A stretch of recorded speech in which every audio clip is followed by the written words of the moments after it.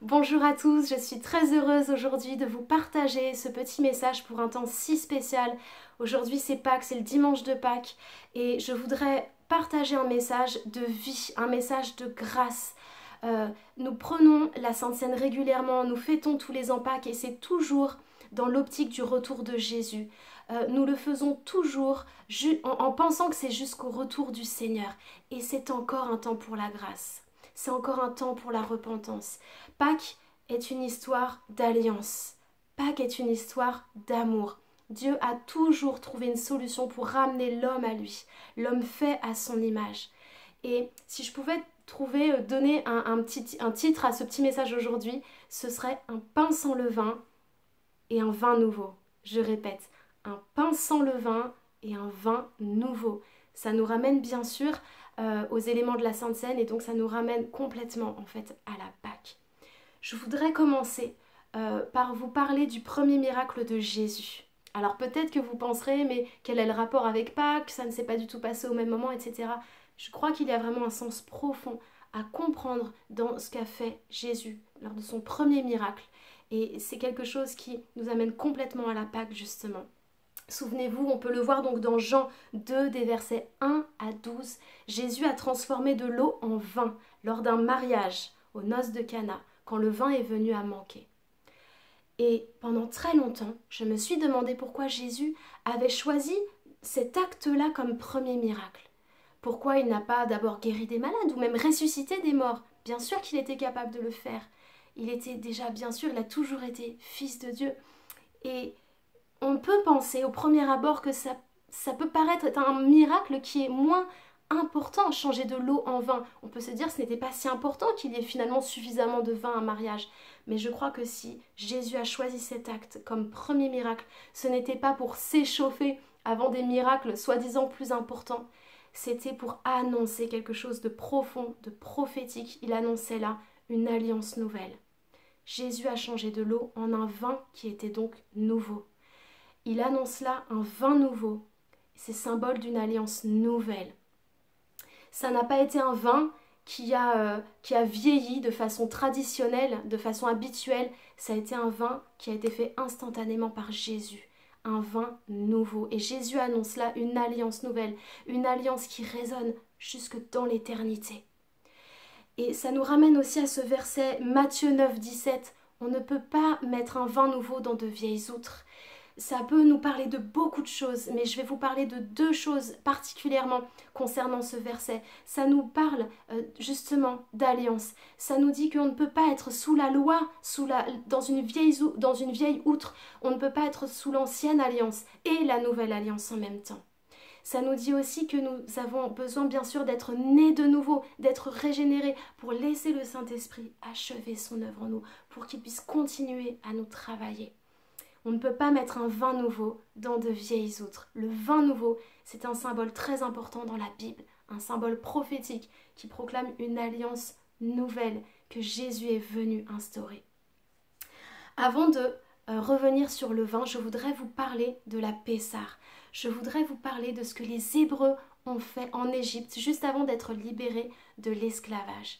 Souvenez-vous, l'Éternel leur a ordonné de prendre le sang d'un chevreau ou d'un agneau pour en badigeonner les montants et le linteau de la porte de chaque maison. Les Hébreux ont donc badigeonné le tour de leur porte du sang d'un agneau ou d'un chevreau. Je vais vous lire ce passage, il est dans Exode 12. Je vais vous lire juste les deux versets du chapitre 12 d'Exode. Donc ce sont les versets 12 et 13. Je parcourrai l'Égypte, c'est l'Éternel qui parle. Je parcourrai l'Égypte cette nuit-là, et je frapperai tout premier-né dans le pays, homme et bête, et j'exercerai ainsi mes jugements contre tous les dieux de l'Égypte. Je suis l'Éternel. Le sang sera pour vous un signe sur les maisons où vous serez. Je verrai le sang, je passerai par-dessus vous. Ainsi le fléau destructeur ne vous atteindra pas lorsque je frapperai l'Égypte.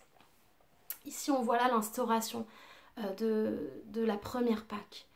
On voit que l'Éternel va parcourir l'Égypte et que tous ceux, en fait ça va être tous les Hébreux, puisqu'on voit ensuite dans la Bible que tous les Hébreux ont appliqué cette ordonnance, l'Éternel dit, quand je verrai le sang sur vos portes, je passerai par-dessus. La Pessar signifie passer par-dessus. L'Éternel est passé par-dessus.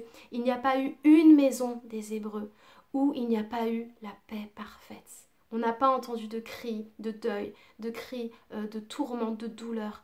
Tous les Hébreux ont appliqué en fait cette ordonnance à l'inverse des Égyptiens chez qui il y a eu malheureusement des cris de douleur, il y a eu des cris d'épouvante, de deuil. Il n'y a pas eu une maison d'Égyptiens qui n'ait pas été frappée en fait par la mort du premier-né.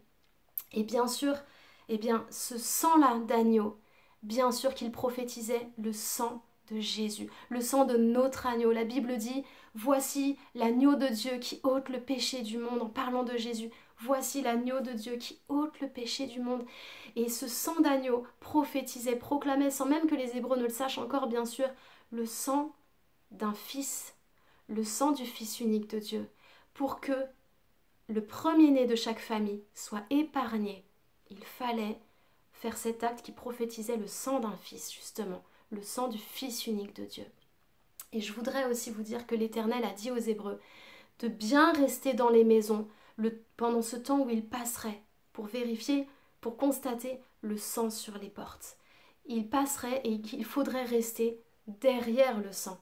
Il n'était pas permis pendant ce temps-là de sortir pendant cette nuit-là, parce que ça nous rappelle combien nous devons rester dans l'obéissance, nous devons rester en règle avec Dieu, derrière le sang. On ne peut pas brandir le sang de Jésus n'importe comment, on ne peut pas proclamer le sang de Jésus et faire n'importe quoi. On doit aussi rester soumis à ce sang, on doit rester derrière le sang, pour être justement sous cette protection-là. On peut bien sûr voir que Jésus, dans tout l'Ancien Testament, en fait, il en est question. Je fais juste cette petite parenthèse. Jésus, il en est question par des prophéties messianiques, c'est-à-dire des prophéties qui annonçaient sa venue bien longtemps avant qu'il vienne physiquement sur la terre. On voit Jésus au travers de l'ange de l'Éternel, parce qu'à chaque fois qu'il est question de l'ange de l'Éternel dans l'Ancien Testament, il s'agit là d'un être qui n'est pas n'importe quel ange. C'est un ange auquel on apportait des holocaustes. On n'apporte pas d'holocauste ou de sacrifice à un ange. C'est un ange devant lequel on se prosterne. Et c'est un ange qui est appelé aussi l'Éternel lui-même dans les mêmes passages bibliques. C'était la façon dont Jésus se manifestait déjà auprès des hommes. Parce que Jésus ne s'est pas mis à exister quand il a été conçu dans le ventre de Marie par le Saint-Esprit. Jésus, la Bible dit que tout a été créé par lui, qu'il est bien avant toute chose, il a toujours existé. Et il n'a pas attendu patiemment que son tour arrive pour se manifester.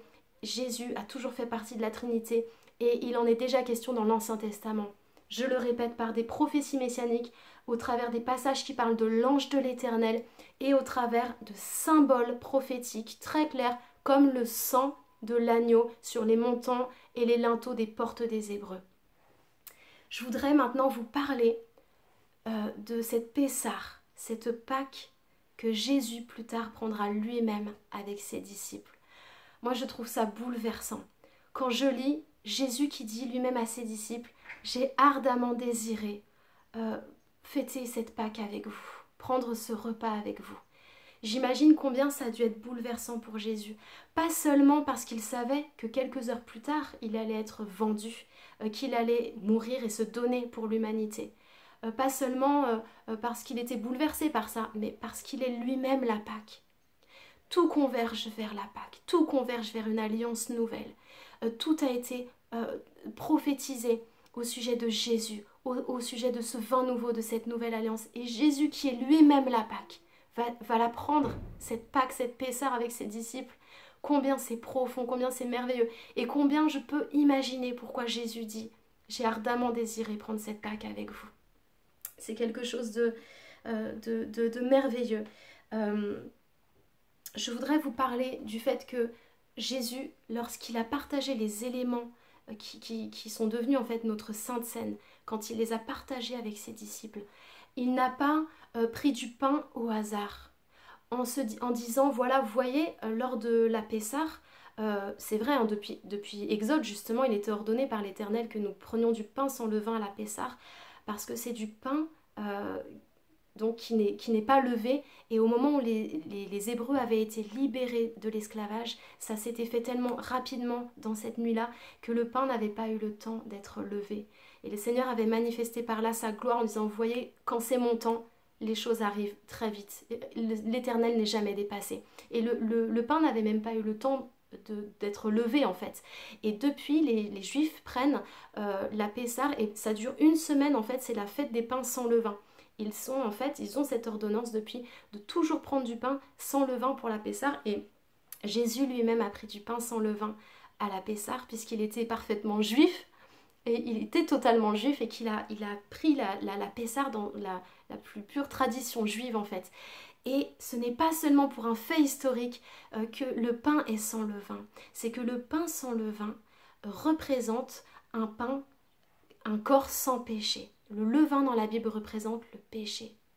Et Jésus, quand il va dire, voilà, ce pain-là, en fait, bah, c'est mon corps. En fait, il ne prend pas cet élément-là au hasard en disant, bah tiens, on a du pain à la Pessah, on va décréter que maintenant c'est mon corps. Et puis voilà, voilà, parce que l'élément était là. Non, c'est quelque chose qui était prévu depuis toute éternité. Ce pain-là est sans levain parce qu'il représente le corps de Jésus, sans péché. Je ne pouvais pas, moi, sans le Saint-Esprit, sans Jésus, je ne pouvais pas être un pain sans levain. Mais Jésus a été ce pain sans levain pour moi. Jésus va prendre une coupe parce que lors de la Pâque, les Juifs avaient pour habitude de boire du vin. Jésus ne va pas prendre du fruit de la vigne au hasard, juste parce que c'est une couleur qui est rapprochante du sang. Il ne va pas dire, voilà, on va décréter que ça c'est mon sang, parce que bah, ça tombe bien, on a du vin, donc on part là-dessus. Non, bien sûr, c'est quelque chose de bien plus profond que ça nous ramène encore au vin nouveau. Jésus va dire, en fait, ce vin que vous avez l'habitude de boire à la Pessah, en fait, ce vin, maintenant je vous révèle ce que c'est mon sang. Ce pain sans levain que vous avez l'habitude de consommer pour la Pessah, en fait, je vous révèle ce que c'est depuis le début, depuis toutes ces années où la Pessah est prise par les Juifs et fêtée par les Juifs. En fait, ce pain, c'est moi. Je vous le révèle. Et combien c'est merveilleux de voir que rien n'est fait au hasard. Voilà, je voulais vraiment vous bénir au travers de ce message en vous rappelant combien les éléments de la Sainte Seine sont des éléments prophétiques, combien Jésus a été là depuis toute éternité, combien il s'est manifesté auprès des hommes. Et aujourd'hui encore, c'est effectivement un temps pour la repentance encore, c'est un temps pour la grâce. Nous avons un Dieu qui passe par-dessus. Jésus est notre Pessah. Il est celui qui passe par-dessus nos péchés, passé, présent et à venir. Si nous acceptons de passer, nous, par la repentance, si nous acceptons de lui donner notre vie. Et je voudrais prier pour vous maintenant, parce que c'est un moment tellement important. Je voudrais pas juste que ce soit une petite étude biblique, juste pour une étude biblique. Je veux vraiment que ce soit un temps pour la grâce, que vous soyez touchés ce matin et que vous soyez croyants ou non. Qui que vous soyez derrière cet écran, Jésus peut vous toucher dans vos profondeurs, il peut vous bouleverser par son amour, il peut vraiment vous parler et que ce soit un temps justement de Pâques où vous avez cette révélation, que vous soyez chrétien ou pas, ou même si vous êtes chrétien depuis longtemps mais que vous avez besoin d'être visité dans vos profondeurs par cette révélation de l'amour de Dieu, et bien que ce soit vraiment un temps favorable maintenant. Je vais prier pour vous. Seigneur, je te remercie pour cette magnifique fête de Pâques que tu avais prévue depuis toute éternité. Merci parce que nous proclamons le sang de Jésus. Nous proclamons que tu es notre pain sans levain quand nous ne pouvions pas être un pain sans levain. Nous ne pouvions pas être sans péché.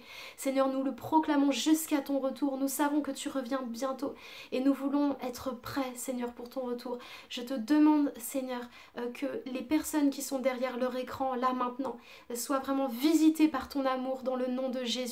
Sois vraiment visité par la révélation de ton amour parce que tu es un Dieu de grâce, tu es celui qui passe par-dessus, tu es notre Pessah, tu es celui qui passe par-dessus. Seigneur, c'est un temps pour la grâce, c'est encore un temps pour le salut et je te remercie que ces personnes chrétiennes ou non, croyantes ou non, ou quelle que soit leur religion, qui sont derrière leur écran et qui écoutent ce message, soient bouleversées par ton amour. Tu es un Dieu qui a toujours fait des alliances. Tu es un Dieu qui n'est jamais pris au dépourvu. Tu es un Dieu qui a toujours tout prévu pour ramener l'homme à toi. Et je te remercie pour la grâce, Seigneur.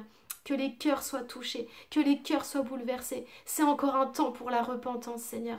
Merci, Seigneur Jésus, pour cette alliance nouvelle, pour ce vin nouveau, pour ce pain sans levain. Merci, Jésus. Amen.